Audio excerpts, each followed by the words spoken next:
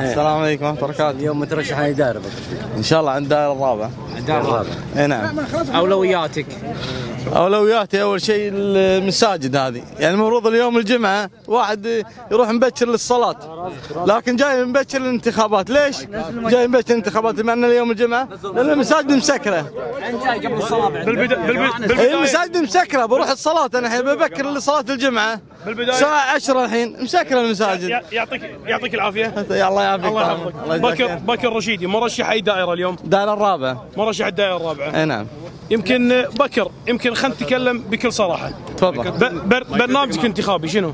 برنامج انتخابي أول شيء محاربة المخدرات. تبي تحارب المخدرات، مسكر المساجد. تبي يا جماعة كاميرات شوي. تفضل. هو من أول شيء في برنامج انتخابي، عرفت؟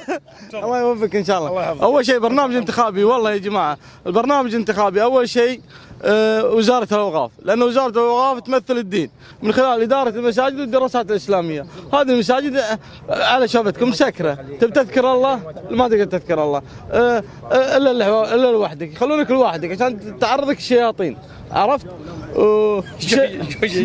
الشياطين نعم إذا كنت لحالك والله العظيم. لأن لازم جماعة والله. استغفر الله. يا ضحك انت عندان، انت تبغى ضحك والله للاسف.